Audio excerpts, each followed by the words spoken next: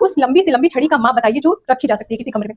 तो देखिए, यदि आप लंबाई के अकॉर्डिंग कोई छड़ी लेते हैं तो भी छोटी है, चौड़ाई की ऊंचाई के अकॉर्डिंग कोई छड़ी लेते हैं तो भी छोटी, ऊंचाई के अकॉर्डिंग लंबाई के अकॉर्डिंग कोई छड़ी लेते हैं तो भी छड़ी छोटी है, चौड़ाई की ऊंचाई अकॉर्डिंग कोई छड़ी लेते हैं तो भी छड़ी छोटी है, ऊंचाई के अकॉर्डिंग कोई छड़ी रखते हैं किसी कमरे में तो भी छोटी। लेकिन यदि आप इस कोने से एफ से लेके बी तक की, एफ से लेके बी तक लंबाई की कोई छड़ी रखते हैं तो आपकी ये छड़ी सबसे लंबी छड़ी होगी। ठीक है, आप जिस रूम में है उस रूम के जस्ट सामने देखिए, जस्ट सामने के बाएं बाएं वाला ऊपर की तरफ बायां वर्टेक्स, और आप जहां पर है आपके दाएं की तरफ पीछे वाले तल पे दाएं की तरफ नीचे वाला वर्टेक्स, उस कोने से इस कोने में जब आप कोई छड़ी रखेंगे तो वो मेजरमेंट में सबसे लंबी छड़ी होगी। ठीक है, तो क्वेश्चन आपका यही पूछा है कि किसी कमरे में उस लंबी से लंबी छड़ी का माप बताइए जो रखा जा सकता है यदि उसकी बीमाएं कुछ इस प्रकार है। बीमाएं मतलब मैंने आपको बताया लेंथ, ब्रेथ और हाइट की बात कर रहा है। ठीक है, तो लेंथ, ब्रेथ, हाइट की बता देगा। माना लेंथ 5 है मीटर, ब्रेथ 4 मीटर है और हाइट जो है ये हमारा 2 मीटर है। ठीक है, ओके।